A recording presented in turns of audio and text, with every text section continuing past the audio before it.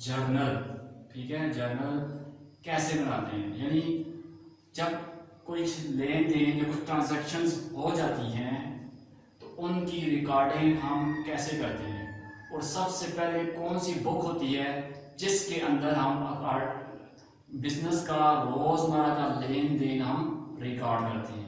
ठीक है, तो मिसाल के तौर पे हम क्या कहते हैं कि ये कोई कंपनी है या कोई शॉप है, शॉप का नहीं, शॉप है हमारे पास, एक दुकान है, उसके अंदर ये है 2020 है हमारे पास, और मंथ जनवरी का लगा हुआ है। जनवरी के महीने के अंदर ये हमारे पास 6 ट्रांजैक्शंस हुई हैं। हम इनकी रिकॉर्डिंग करेंगे जर्नल के अंदर, यानी कि जर्नल के अंदर हम इन ट्रांजैक्शंस को कैसे रिकॉर्ड करेंगे। तो स्टूडेंट जो नया डी कॉम का student, D com, MBA, BBA, M.Com वाले स्टूडेंट्स, यानी जो स्टूडेंट नया कॉमर्स के अंदर आता है या पेमेंट साइंस के अंदर जाता है तो उसके लिए परेशानी होती है कि उसे अकाउंटिंग सबसे ज़्यादा मुश्किल लगती है, ज़्यादातर ये देखा गया है। ठीक है, मगर ये मुश्किल कोई ज़रा भी नहीं है, आप ज़रा इसको समझिएगा गौर से, आपको बात समझ आ जाएगी। आज मैं आपको कोई रूल वगैरह तो नहीं बता रहा, सीधा सीधा आज हम ये पढ़ रहे हैं रूल्स। हम मेरे दूसरे लेक्चर के अंदर रूल्स बताए जाएंगे कि रूल्स क्या होते हैं। ठीक है, जो पिछला लेक्चर मेरा रिकॉर्ड हुआ था तो उसमें रूल्स वगैरह सारे बयान कर दिए मैंने। तो इसके अंदर हम देखेंगे कि जर्नल के अंदर रिकॉर्डिंग कैसे होती है। ठीक है, सबसे पहले हम ये देखते हैं कि जर्नल की शक्ल होती कैसे। एक रजिस्टर के ऊपर पेज होगा, कुछ आगे पेज में आपकी बुक, आपका रजिस्टर का ये पेज है, फर्ज करें ये पेज है जी आपके रजिस्टर का ये पेज। ठीक है, आप तकरीबन 1 इंच या 1.25 इंच यहाँ पे लाइन लगाएं, फिर 1 इंच या 1.25 इंच यहाँ पे लगाएं, 2 इंच, फिर आधी इंच यहाँ पे लगाएं, लाइन लगा लें। ठीक है, आधी इंच यहाँ पे लगा लिया आपने। स्टूडेंट्स को इसलिए बता रहा हूँ कि 1 इंच इधर, 1.25 इंच इधर, आधी इंच इधर। स्टूडेंट अजीब गरीब तरीके से जो नया स्टूडेंट होता है अपने हिसाब से लाइन लगाया जाता है। ठीक है, तो 1 इंच तकरीबन यहाँ पे लगा दें, 1.25 ये कर लें, आधी ये कर लें, ये कर लें, बीच में आपके पास काफी जगह तकरीबन बच जाएगी। एक लाइन यहाँ पे लगा लें। ठीक हो गया। टॉप के ऊपर आप लिखें JOURNAL, जर्नल। जैसे कि मैं आपको बताया था कि जर्नल जोर से निकला है, JOUR, जोर, लफ्ज जोर से निकला है। जो का मतलब होता है डे, दिन। ठीक है, दिन, डे। तो जर्नल, जर्नल को उर्दू में ये क्या रहेगी, रोज नामचा। चलिए ये सही है, रोज नामचा। चलिए पहले इसको देख रहे हैं। यहाँ पे आप लिखेंगे डेट, यहाँ पे डिस्क्रिप्शन या डिटेल्स का लें, पार्टिकुलर्स भी कहते हैं। मकसद इस तरह ये होता है कि तफसीलात, ठीक है, जो चीज हम जानेंगे, जो चीज हो रही है उसकी तफसील लिख रहे होते हैं हम यहाँ पे आप कह लें जी लेजर, फोलियो, या यहाँ पे हम क्या लेते हैं पोस्ट रेफरेंस, आगे का हवाला। जैसे कि मैंने आपको बताया था ना कि एंट्री जर्नल के अंदर रिकॉर्ड होती है और उसके बाद ये लेजर में जाती है। इस अगली बुक का नाम है लेजर, एक बुक है जर्नल, इस अगली बुक का नाम है लेजर। तो एंट्री जो होती है हमारे पास, ट्रांजैक्शन यहाँ पे रिकॉर्ड होती है, रिकॉर्ड होकर आगे लेजर में जाती है। इसी हम कहते हैं लेजर फोलियो। फोलियो मतलब होता है पेज, फोलियो, FOLIO, फोलियो। ठीक है, या पोस्ट रेफरेंस, पोस्ट रेफरेंस आगे का हवाला, आगे का हवाला। लेजर फोलियो तो लेजर अगली बुक है तो आगे का सफा। चलिए बताते हैं आपको। यहाँ पे डेबिट लिखें, यहाँ पे क्रेडिट लिखें। डेबिट और क्रेडिट के बताया हुआ है आपको। रुपीस जो भी करेंसी है, डॉलर है, पाउंड है, ठीक है, जो भी है, टका है, रुपीस है। तो हम पाकिस्तान में खड़े हैं तो हमारे पास तो रुपीस ही है, तो रुपीस पे बात कर लेते हैं। देखें ट्रांजैक्शंस, कोई भी कंपनी होगी, कोई भी शॉप होगी, उसके अंदर कुछ लेन देन होगा। ठीक है, प्रॉपर तरीकाकार ये है उसको मेंटेन करने का कि आप एक जर्नल बनाएं, जर्नल रोज नामचा बनाएं। जिसके अंदर आप रोजाना के हिसाब से आप उसके अंदर ट्रांजैक्शंस रिकॉर्ड करते जाएं। तो ये जर्नल आपके पास बन गया, ठीक है। जर्नल का आपने फॉर्मेट देख लिया, जर्नल कैसा होता है, जर्नल आपने देख लिया जी। अब चलते हैं आगे ट्रांजैक्शन की तरफ। देखिए कहता है record the following transactions in the journal, ठीक है, आम जर्नल के, आम रोजनामचा, ठीक है। जर्नल कुछ लिख दिया, चलो मैं भी जर्नल लिख देता हूँ, GENER, जर्नल, आम रोजनामचा, कोई खास खाता नहीं है। जो कुछ भी बिजनेस या शॉप बेच रही है, खरीद रही है, दे रही है, जो भी, वो सारा इस बुक के अंदर लिख दे। कोई खास किताब नहीं है, स्पेशल जर्नल होता है एक, वो भी बताया हुआ है वो क्या होता है, ये टॉपिक तभी हम इस पे पहुंचे हैं कि वो सारा डिस्कस हो चुका है। इस टॉपिक को जरा आप गौर से देखिएगा, ठीक है। तो सबसे पहले आपने यहाँ पे ईयर लिखना है, जो भी है लाइन लगा दी। जनवरी पूरा लिखने की जरूरत नहीं है, JN और ये 1, जनवरी 1, इतना ही जगह होती है, इतनी ही जाती है। ये ट्रांजैक्शन जो हुई है, paid rent for the shop, ठीक है, शॉप के लिए रेंट दिया है, ठीक है। 5 चीजें हमने पढ़ी हुई हैं। एसेट्स और एक्सपेंस का रूल सेम है, ऑनर इक्विटी, रेवेन्यू और लायबिलिटीज का रूल सेम है। तो हमने कहा था कि एक्सपेंसेस जब इंक्रीज होते हैं तो वो डेबिट होते हैं, तो डेबिट को बिल्कुल इस तरीके के साथ करके लिखें। क्या चीज उसमें क्या कहा है, रेंट है, तो रेंट दिया तो पता चले rent account, AC stands for account, rent account, ठीक है। यहां पे कितना पे किया उसने,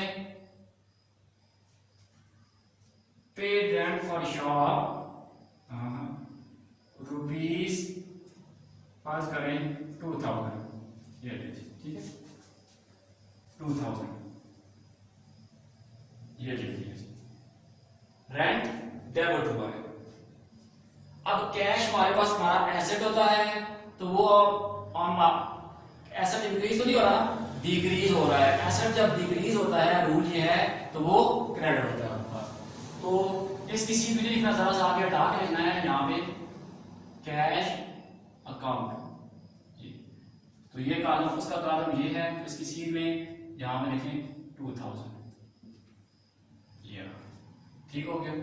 अब वो ट्रांजैक्शन हुई है, आपने रेंट दिया है शॉप का, ऑनर जिसकी शॉप है उसने आपको एक रसीद कार्ड कर दी होगी, यानी रसीद कार्ड ले दी होगी, ठीक है। वो आपके पास सोर्स डॉक्यूमेंट कहलाता है। उस सोर्स डॉक्यूमेंट से आपने अपनी ट्रांजैक्शन यानी जो हुई थी, आपने जो पैसे दिए थे उठा के यहाँ पे लिखिए। अब आपने ये लिखा rent account, debit, cash, credit, इसे कहते हैं रेंट टू कैश। यहाँ पे बहुत जगह यहाँ पे टू भी लिखा जाता है, कोई फर्क नहीं पड़ता, टू लिखें ज्यादा लिखें जरूरी नहीं। अगर रेंट टू पड़े to, rent to cash account 2000, rent to cash 2000, तो 2000 रुपया हमने क्या किया, रेंट दिया। अब इस तरह से किसको दिया, कब दिया, किस चीज का दिया, ठीक है। तो इसके नीचे जो चीज हम लिखते हैं, अब ये तो बात इसको कहते हैं एंट्री, ट्रांजैक्शन शुरू होती है, हम उसको रिकॉर्ड करते हैं कि एंट्री हो गई। एंट्री को एक्सप्लेन करती है एक चीज, उसको कहते हैं नरेशन। क्या नरेशन, नरेट से, नरेट मतलब बयान करना। तो नरेशन अगर हम लिखेंगे पेड रेंट फॉर शॉप, ये ठीक हो गया। अब ये नरेशन हमें ये बताती है कि अब ट्रांजैक्शन को पढ़ने की जरूरत नहीं। जो बंदा जर्नल को ओपन करेगा, रजिस्टर को खोलेगा, आपका मैनेजर है, अकाउंटेंट है, जो भी है वो खोलेगा, उसे फौरन पता चल जाएगा कि 2000 रुपया आपने दिया है भाई, रेंट एक्सपेंस है हमारे पास, ठीक है, रेंट अकाउंट है। तो आप अगर परेशानी है कैसे करते हैं, रेंट के साथ एक्सपेंस लिख दें, ठीक है। Rent expense account to cash account, और कैश टू है तो क्रेडिट हुई है, जा रही है हमारे पास, टू जिस चीज के साथ आया था जब वो अमूमन हमारे पास वो क्रेडिट होती है, तो 2000 हमारे पास से चला गया। एंट्री तो ट्रांजैक्शन हुई, आपने उसको रिकॉर्ड किया, रिकॉर्डिंग को एंट्री कहते हैं, एंट्री को एक्सप्लेन किया इस चीज में, नरेशन में। तो हमारे पास ये एक प्रॉपर जर्नल के अंदर, आम रोजनामचे के अंदर, आम रोजनामचा से इसलिए कहा जाता है कि किसी भी किस्म की ट्रांजैक्शन होगी हम जर्नल के अंदर लिख देंगे। तो जर्नल का मतलब होता है रोजनामचा खाता, एक ऐसा खाता जिसके अंदर हम रोजाना की बेसिस के ऊपर क्रोनोलॉजिकली डेट वाइज, ठीक है, डेट वाइज हम उसके अंदर रिकॉर्डिंग करते हैं ट्रांजैक्शन की। आगे है जनवरी 2 को क्या हुआ, सबसे पहले आप जनवरी 2 लिखें। ये ना वो ट्रांजैक्शन आपको रैंडमली भी दे सकता है, ये ऊपर हो सकती है 6 वाली, 2 वाली नीचे हो सकती है, 28 वाली ऊपर हो सकती है। तो आप अकाउंटिंग के स्टूडेंट हैं तो आपने क्रोनोलॉजिकली यानी डेट वाइज आपने एंट्री उठानी है, पढ़ना है। ये नहीं है कि आप बस आंखें बंद करके बैठे रहें और जी जिस एंट्री आती है उठा के लिखते जाए ना। आपने क्या करना है कि पढ़ना है कि एक के बाद 2 तारीख है तो 2 के बाद अगली देख 3 नहीं है, 4 नहीं है, अगली देखें 5 है, 6 है, इस तरह से तरतीब वाइज जाना है आपने। तो 2 तारीख को हमें क्या हुआ, गुड्स परचेज फॉर ₹3000। तो परचेजेस की डेफिनेशन हमने पढ़ी थी। परचेजेस भी हमारे पास एक किस्म का, हमारे पास आप एक्सपेंस रिकॉर्ड करें इसको, ठीक है। परचेजेस हमने कहा था कि परचेजेस क्या होता है कि गुड्स परचेजेस जो होती हैं हमारे पास articles bought for the purpose of resale, वो चीजें जो हम रीसेल मकसद के लिए खरीदते हैं, ऐसी अशिया जिनका मकसद ये होता है कि हम इनको दोबारा सेल करेंगे उन्हें परचेजेस कहा जाता है, ठीक है। तो परचेजेस हमारे पास एक्सपेंस होता है, तो परचेजेस अकाउंट को डेबिट करें और कितने की खरीदी है उसने, कैश को क्रेडिट करें। अब 2 लिखें, यहां ना लिखें, फर्क नहीं पड़ता। कैश अकाउंट को क्रेडिट करें तो 3000 के लिए, ठीक है। इसकी सीट में इसका column debit purchases to cash account.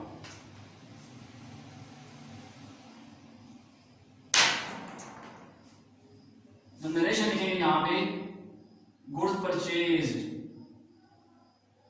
इतना काफी है, ठीक है। गुड्स, बाकी बात पता हमें चल रही है कि नगद खरीदी है, ठीक है, उन कैश खरीदी है, चीज नगद खरीदी है, तो ये परचेजेस टू कैश अकाउंट 3000। अगली ट्रांजैक्शन देखते हैं। जनवरी 3 की भी कोई नहीं है, 4 की भी नहीं है, तो जनवरी 5 है हमारे पास, 5 जनवरी है। क्या हुआ है, purchase furniture on account from Ali and brothers ₹5000। Purchase furniture on account from Ali and brothers ₹5000। हमने अली एंड ब्रदर्स से 5000 रुपए का फर्नीचर खरीदा है, जो कि ऑन अकाउंट खरीदा है, यानी उधार पे खरीदा है। ऑन अकाउंट उधार पे, यानी पैसे तो नहीं दिए ना। तो हम हमारे पास अब देखें यहां पे आ गया फर्नीचर टू, आप यहां पर देखें अकाउंट टू अकाउंट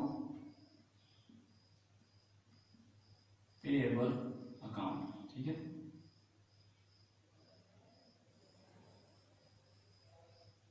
परचेज्ड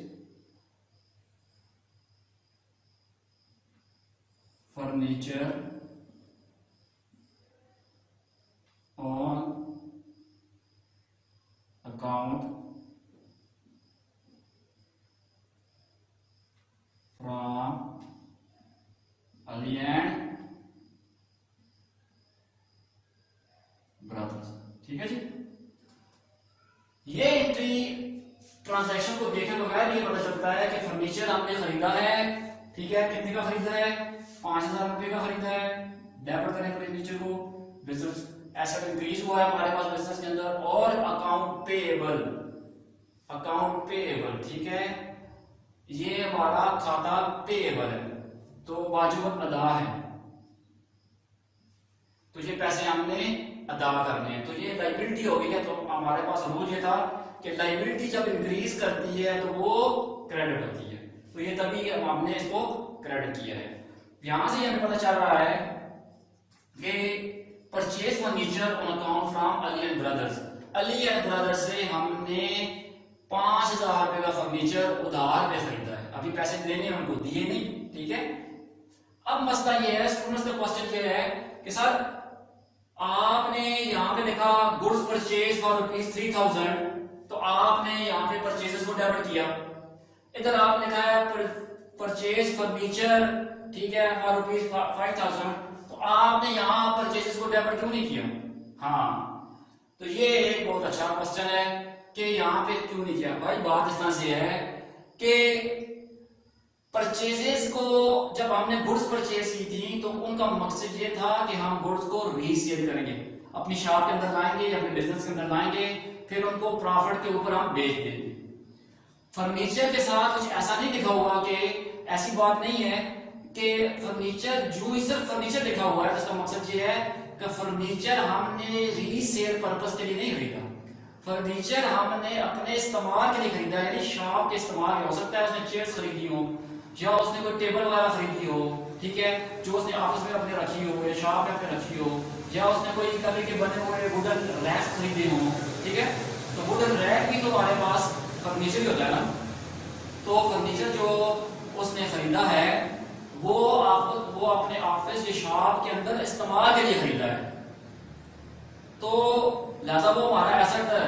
तो एसेट जब भी इंक्रीज होगा, जो भी एसेट होगा, चाहे वो ऑफिस इक्विपमेंट है, चाहे वो बिल्डिंग है या कुछ भी है, ठीक है, वो अपने नाम के साथ डेबिट होगा। अभी फर्नीचर खरीदा है तो फर्नीचर अपने नाम के साथ डेबिट होगा, तभी हमने लिखा है furniture account to account payable. हमने अली एंड ब्रदर्स को 5000 रुपए देने। उम्मीद है कि बात समझ आई होगी आपको कि फर्नीचर रीसेल पर्पस के लिए नहीं खरीदा। अगर हाँ फर्नीचर की शॉप होती, ठीक है, फर्नीचर की शॉप होती तो जितना फर्नीचर हम खरीदते हैं वो परचेजेस के नाम से हम उसको डेबिट कर दें। फिर हम कहते हैं ना furniture purchase for ₹10,000, furniture purchase for इतना इतना इतना, तो हम परचेजेस हमने फर्नीचर कहने की जरूरत नहीं थी, हम कहते गुड्स परचेज, तो उसमें फर्नीचर ही आता है, ठीक है, क्यों, कोई शॉप ही फर्नीचर की होती। मगर यहाँ पे ऐसी ऐसा कुछ नहीं है, शॉप फर्नीचर की नहीं है, तो आम सा किराना स्टोर होगा है, उसको हम लेकर चाह रहे हैं, तो फर्नीचर टू अकाउंट पेएबल। आगे देखें, जनवरी 6 को क्या हुआ है, पे टेलीफोन बिल ₹1000, पे टेलीफोन बिल ₹1000 एक्सपेंस हुआ है, मगर आप हमें सिर्फ एक्सपेंस नहीं दे सकते, आप लिखेंगे टेलीफोन एक्सपेंसेस, ठीक है, ताकि हमें पता चले टेलीफोन हुआ है, स्टेशनरी है, एडवर्टाइजमेंट है या एडवर्टाइजमेंट है या किस चीज का खर्चा हुआ है जिसे हम अपने पास लिखने जा रहे हैं। तो टेलीफोन एक्सपेंसेस, एक्सपेंसेस सारे डेबिट होते हैं। जनवरी 6 का वाकया है ये, ठीक है, जनवरी 6, तो टेलीफोन एक्सपेंसेस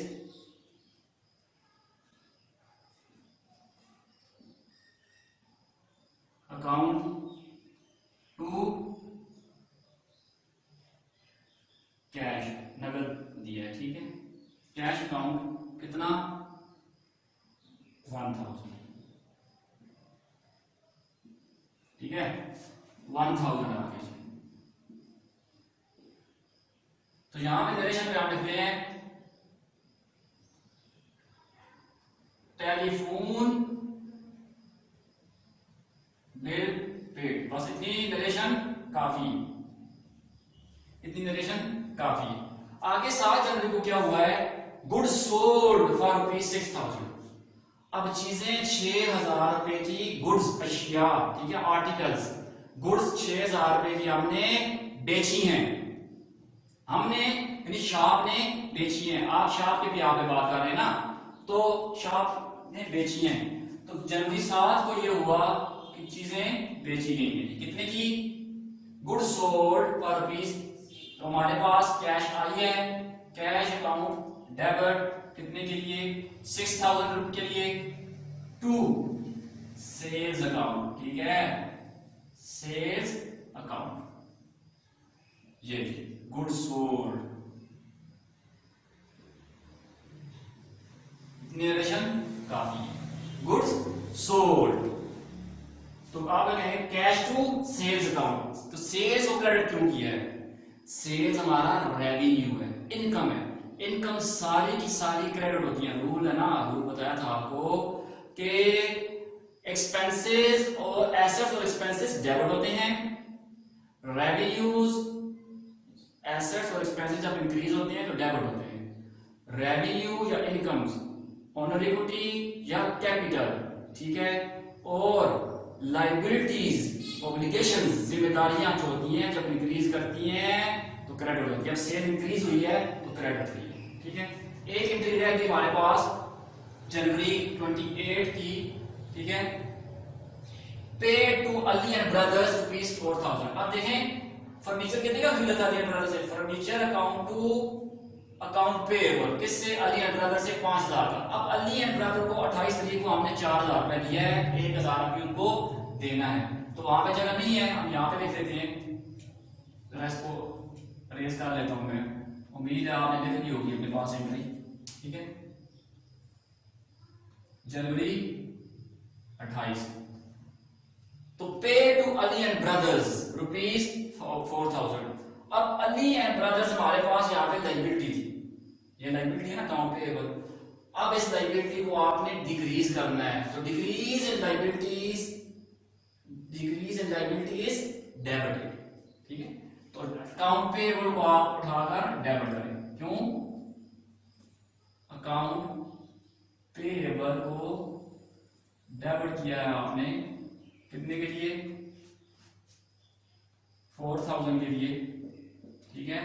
और अब आपके पास अब आपने यहाँ पे पैसे नहीं दिए थे, पैसे देते तो यहाँ पे कैश आती, उस वक्त कैश नहीं आई थी, अब कैश आएगी, तो आप लिखेंगे टू कैश अकाउंट, ये लेंगे 4000। नरेशन देखें, पेड टू अली एंड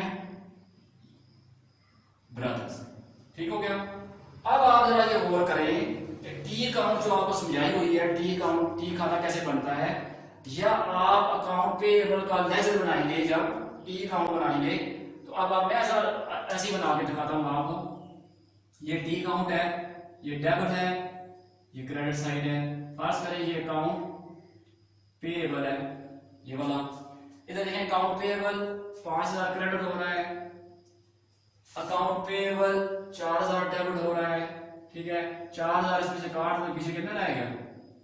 1000, ठीक है।